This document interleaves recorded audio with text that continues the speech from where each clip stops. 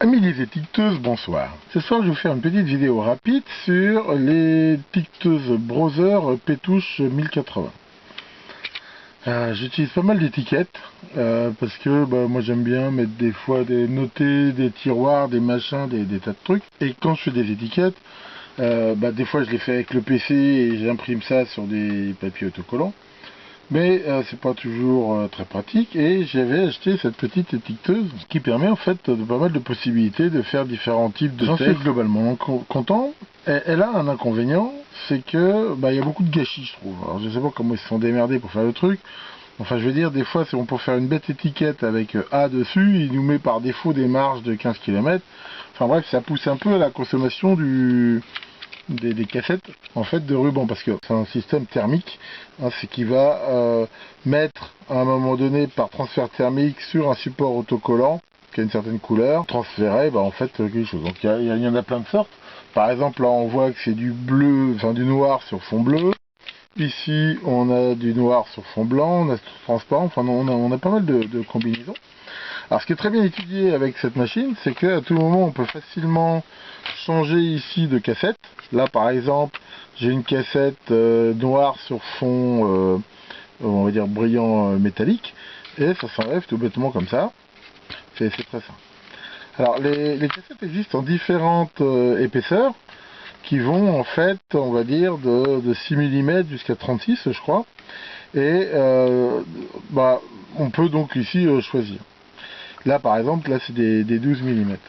Alors ça s'alimente par pile, mais alors, ça consomme pas mal, ou, et on va en parler ici, la possibilité donc d'avoir un jack d'alimentation. Donc ça par contre, c'est bien étudié. Après, pour on la met en route, on voit que c'est très simple. Ici donc après il y a différentes possibilités. Alors c'est riche, hein, il y a pas mal de symboles, il y a pas mal de possibilités.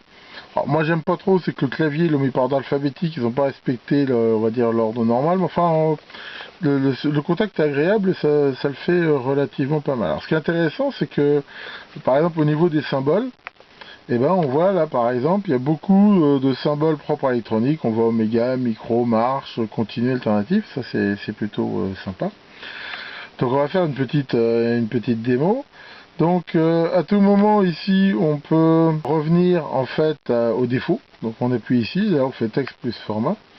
Et ici donc on a en fait la langue, la taille, la largeur. On peut régler pas mal de trucs. Alors où ils sont pas cool, c'est que par défaut ils sont sur des marges assez grandes. Donc en fait déjà la première chose qu'on peut faire, c'est se mettre sur marge étroite. Déjà ça évite d'en bouffer trop. Je trouve que c'est pas tellement sympa de leur part, ils auraient pu mettre que ça soit le défaut. Ensuite on a différentes tailles. Ce qui est intéressant, c'est qu'elle sait faire éventuellement des textes sur 2 lignes. On voit qu'on peut aller à la ligne. Alors bien sûr, pour pouvoir faire des textes sur 2 lignes, enfin faut choisir la taille de caractère qui va bien et la largeur de ruban qui va bien. De toute façon, si elle peut pas le faire, elle le dit, elle imprime pas. On va faire par exemple sur gros caractère. Et on va ici, donc, on va faire un essai, voilà. Et on écrit tout bêtement le texte qu'on veut. Voilà, ici j'ai écrit sirop. Donc on peut après l'éditer ici avec un curseur.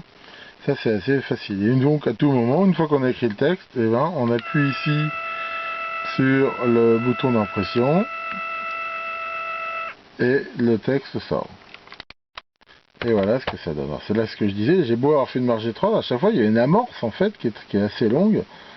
Alors bon, je comprends qu'il y ait des contraintes mécaniques qui pouvaient peut-être de toute façon en avoir une, mais enfin je trouve que c'est quand même assez long. Par contre, voilà, la qualité d'impression est très bonne. Alors un truc qui est intéressant sur les rubans, c'est que la partie autocollante, c'est des doubles autocollants, ce qui fait que par rapport à l'autre, c'est très facile en fait d'enlever le support autocollant. Après, bien sûr, on peut les recouper avec des ciseaux, de toute façon, comme on veut. Donc voilà, bon, je vais pas vous faire la démo de tout ce qu'on peut faire, hein, mais il y a beaucoup de possibilités. Il y a ici, on voit un mode un peu spécial qui permet de faire vraiment des textes assez sympas. Là, par exemple, je viens d'en imprimer un. Voilà, on voit ici sur cette petite alimentation. Donc ça, c'est vraiment cool. Alors, il y a un autre truc qui est, je trouve, un peu débile. C'est que, donc, comme je l'ai dit, ça s'alimente sur pile. Et ils ont prévu, ce qui est très bien, un jack standard d'adaptation. Mais alors où c'est complètement naze, c'est qu'ils n'ont absolument pas respecté le standard. Généralement, ce truc-là, le plus c'est au milieu, le moins à l'extérieur. Et bien là, pour une raison que je ne comprends pas, ils ont vraiment fait un truc inverse. Alors j'ai jamais tenté de le mettre dans l'autre sens. Peut-être qu'il y a une protection, il y a une diode. Peut-être qu'en fait derrière il y a un compresseur, j'en sais rien.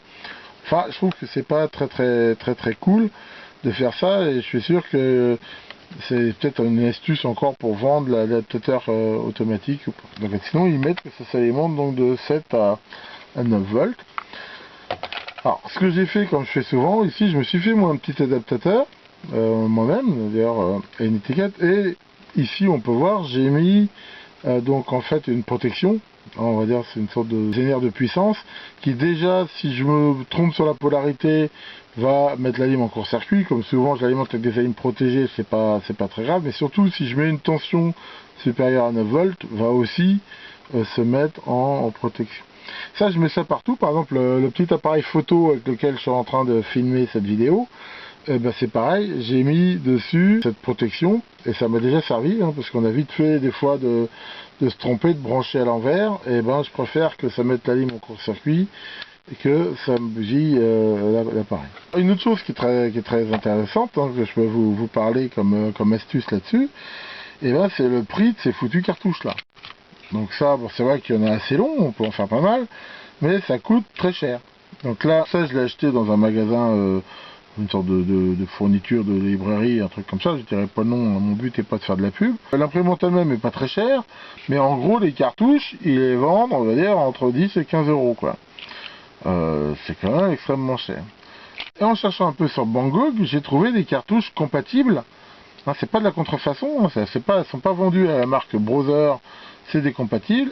Et là, je les ai payés pour un faux 5 $, quoi, port compris.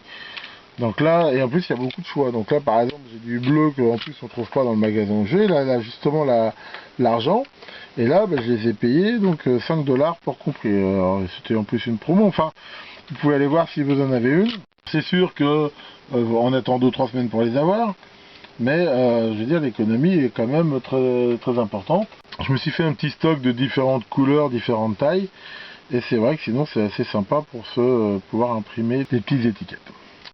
Donc voilà ce que je voulais vous montrer pour ce soir. Merci beaucoup de votre attention et à bientôt pour de nouvelles vidéos.